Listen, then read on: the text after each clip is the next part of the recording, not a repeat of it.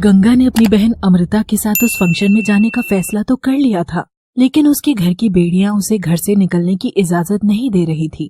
और फिर अगली सुबह आती है। गंगा सहमी सी अपनी बहन अमृता के पास जाती है और उसे दबी जुबान में कहती है, जीजी, शहर में कैसा होता है? क्या वहाँ लड़का लड़की सब आपस में बात कर लेते हैं? हाँ, बात क्या, लोग गले लगते हैं, प्यार करते हैं और किस भी करते हैं। हाय दैया, यानी सब खुल्लम खुल्ला? नहीं, खुल्लम खुल्ला तो नहीं, लेकिन ऐसे शर्म करके टाइम वेस्ट नहीं करते। बस कोई पसंद आ गया तो उसके साथ टाइम बिताना और फिर क्लोज आना, ये सब नॉर्मल है रे पागल। हाय दैया, तो क्या आपको भी कोई पसंद आया? अरे वाह, हमारी छुटकी आज तो बड़ी ही चाशनी लेकर बात कर रही है। बता दे, कहीं तुझे तो कोई नहीं मिल गया पास के गांव में? गंगा ये सुनकर शर्मा जाती है।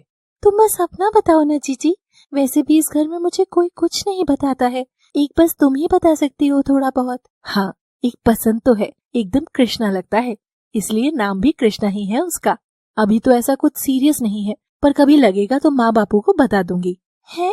इतनी आसानी से बता दोगी? वो गुस्सा नहीं करेंगे? गुस्सा? बेटा तू भूल रही है, मैं अमृता हूँ, गंगा नहीं। और अगर प्यार करके शादी करना चाहूंगी तो कोई चोरी थोड़ी ही होगी। और अब तू बता, तेरा क्या माजरा है? आज मेरी सहमी रहने वाली बहन प्यार मोहब्बत में रुचि ली जा रही है। हाँ जीजी, अब वो मैं आपको बताना चाहती हूँ कि वो पिछले महीने वो। अरे जल्दी बोल, अभी लोनावला निकलना है। जीजी, वो एक लड़का। और गंगा अपनी पूरी बात बोलती कि तभी वसुधा अमृता का हाथ खींचकर उसे वहाँ से ले जाने लगती है। तू भी क्या इसकी फालतू परियों की कहानी सुनने में समय बर्बाद करने लग गई है? ये तो सारा दिन खिड़की के अंदर बैठकर बस कल्पना के तीर ही छोड़ती रहती है। मेरी सयानी बेटी तो तू ही है। आजा, तुझसे कुछ डिस्कस करना है। हाँ माँ, चलो, काम ज्यादा जरूरी है वैसे भी। और गंगा की भावना के आगे बांध लगाकर अमृता वहाँ से बीच में ही चली जाती है। अपनी इग्नोरेंस देख गंगा की आत्मा उदास हो चुकी थी, लेकिन वो तो अपनी बात कहना चाहती थी, इसलिए अमृता की तस्वीर के पास जाकर अधूरी बात को पूरा करती है। एक लड़का है जीजी, सागर नाम का। पता नहीं, मुझे लगने लगा है कि इस गंगा की धारा उसी सागर में मिलने वाली है। मैं चाहती थी कि तुम ही सबसे पहले उसके बारे में सुनो। उसका नाम सागर है जीजी। हाँ, अब तुम सोच रही होगी कि ये सब कैसे हुआ। एक बार शादी से लौटाओ तो तुमको सब बताऊंगी। सबसे पहले मैं तुमको ही बताऊंगी। और गंगा अमृता की दी हुई एक फैंसी टाइप की ड्रेस पहनती है और दोनों बहनें उस शादी में शामिल हो जाते हैं। अचानक अंदर एंटर करते ही गंगा के दिल की धड़कनें बढ़ जाती हैं। सब लोग अमृता का शहरी लोग देख उसी की तारीफ कर रहे थे, मगर उस सादी सिंपल गंगा के ऊपर तब तक किसी का ध्यान नहीं गया जब तक ये वाली घटना घटित नहीं हुई। मगर पहले और देखिए जरा सा फ्लैशबैक। गंगा देखती है कि अमृता किसी लड़के से खुश होकर गले लग रही है। अरे जीजी, ये किसी सबके सामने ऐसे गले लग रही है? कोई देखेगा तो क्या कहेगा? और गंगा अमृता की ओर बढ़ती है कि तभी वो देखती है कि वो लड़का वहाँ से दूसरी ओर चला जाता है। अरे जीजी, ये कौन थे? अरे तू कहाँ थी? थोड़ा पहले आती तो कृष्णा से मिलाती तुझे। अब तो वो गया, उसके डैड की तबीयत खराब है तो अब तो आएगा भी नहीं। कोई बात नहीं जीजी, इनसे तो मिलना होता ही रहेगा। जीजू जो होने वाले हैं। अरे अरे देखो, दुल्हनिया हमारी नाच रही है। चलो ना जीजी, आप भी नाचो, फिर मैं आपका वीडियो निकालूंगी। निकालूंगी नहीं पगली, बनाऊंगी बोल। आजा, चल लेट्स डू द ठुमका। और कटीली कमरिया मटकाकर अमृता नाचने लगती है। गंगा अपनी बहन की अदाएं देख खुश थी। काश मैं भी जीजी जैसी हो पाती, पूरी शादी की रौनक बन जाती है ये। गंगा वीडियो बना ही रही थी कि अचानक वो जमीन पर पड़ जाती है और सब औरतें गंगा के आसपास मंडराने लगती हैं। अरे अरे देखो देखो, क्या हो गया अमृता की बहन को? मिर्गी आ गई है लगती है, कोई चमड़े की चप्पल सुंघाओ तो। अरे नहीं नहीं, मौजा सुंघाओ, पर मिर्गी आती तो ये कांपती ना, ये तो लाश की तरह पड़ी है। अरे कोई तो इसकी बहन को आवाज लगाओ, देखो तो बहन यहाँ पड़ी है और वो अभी भी मटक रही है। अब अमृता के कानों में भी ये वाली बात पड़ती है और वो हड़बड़ाकर गंगा के पास पहुँचती है। हटो सब, हटो, हवा आने दो। गंगा गंगा उठ तो, देखो तो क्या हो गया ऐसे। माँ बापों को पता चला तो मेरा भी घर से बाहर निकलना बंद कर देंगे। अरे इससे अच्छा तो तू घर पर ही रहती छोटी। गंगा उठ ना, क्या करूं क्या करूं अब यहाँ से मैं कैसे। हाँ, कृष्णा को फोन करती हूँ, वही मदद करेगा। अमृता कृष्णा को फोन लगाती है। हाँ अमृता, बस जस्ट माँ के पास पहुँचा ही हूँ, बोलो क्या हुआ? हेलो कृष्णा। अमृता की घबराहट से जुबान बहुत चिपक रही थी। अमृता तुम ठीक तो हो ना? हुआ क्या है बताओ मुझे। कृष्णा तुम फटाफट यहाँ वापस आ जाओ, यहाँ स्यापा हो गया है, वो भी बहुत बड़ा। स्यापा? पर तुम तो जानती हो ना कि माँ और उनकी हालत ऐसी है कि मैं उनको यहाँ अकेले अस्पताल में। कम से कम तुम्हारी माँ अस्पताल में है कृष्णा, मगर यहाँ यहाँ मेरी बहन, यहाँ तुम फटाफट आ जाओ कृष्णा। हाँ ओके, मैं गाड़ी लेकर आता हूँ। नर्स, आप कुछ देर माँ का ध्यान रखना, मैं आता हूँ थोड़ी देर में। और कृष्णा गाड़ी लेकर निकल जाता है और कुछ देर में शादी के घर के बाहर पहुंचता है। अमृता उसका वहीं इंतजार कर रही थी। अमृता जैसे ही कृष्णा को देखती है तो जाकर सीधे उसके गले लगती है और रोने लगती है। कृष्णा अमृता की ऐसी हालत देखकर बहुत व्याकुल होता है और वो उससे उसकी बहन के बारे में पूछता है। तब अमृता उसे बताती है कि उसकी बहन अचानक से बेहोश हो गई है और वो होश में नहीं आ रही है। अब जल्दी चलो कृष्णा, गंगा को तब से होश ही नहीं आया। गंगा का नाम सुनते ही कृष्णा के तेजी से बढ़ते कदम अचानक से रुक जाते हैं। कृष्णा, क्या हुआ? कुछ नहीं अमृता, कुछ नहीं, चलो। कृष्णा अमृता की बताई जगह पर जाता है और गंगा औंधे मुंह जमीन पर पड़ी थी।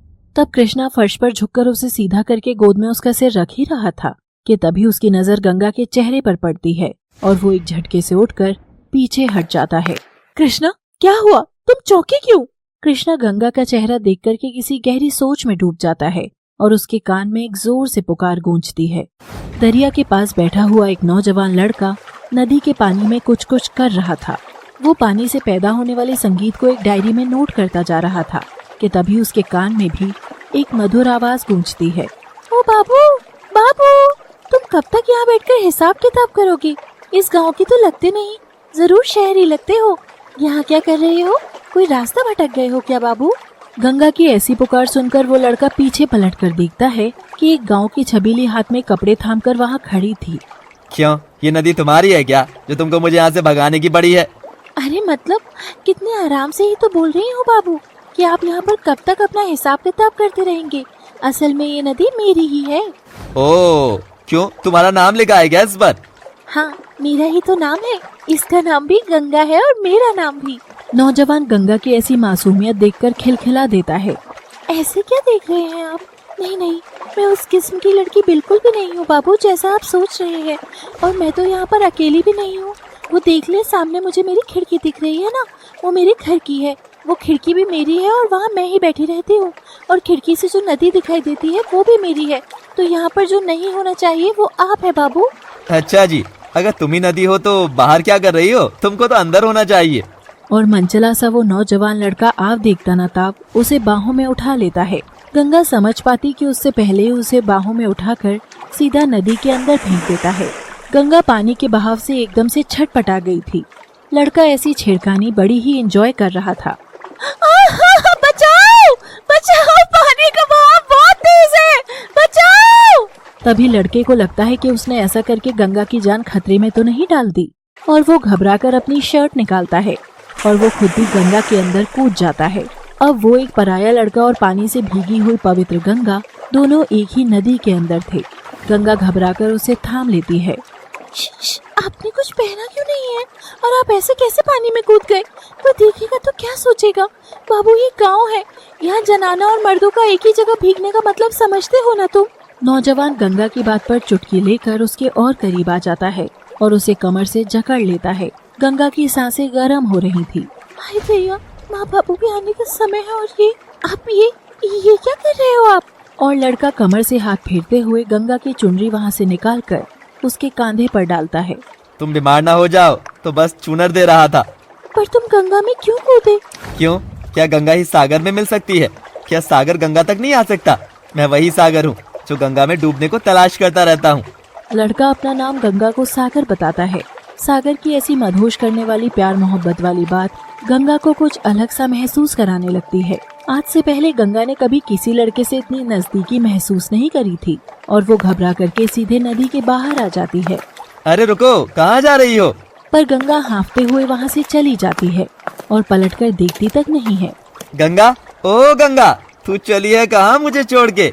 गंगा सागर की ऐसी आत्मीय पुकार सुन करके जरा सा ठहरती है और पलटकर अपना मुंह शर्माकर चूनर में छुपाकर वहाँ से भाग जाती है। सागर नदी में ही खड़ा होकर गंगा को ओझल होने तक देख रहा था कि अचानक सागर के कान में कुछ आवाज गूंजने लगती है और सागर पुराने वक्त के दौर से निकलकर सीधा वर्तमान में आ जाता है, जहाँ पर उसने गोद में गंगा का बेहोश शरीर रखा हुआ था।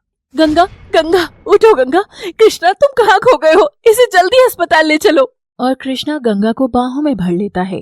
आखिर कौन है ये कृष्णा और क्या है गंगा और सागर के बीते कल की कहानी?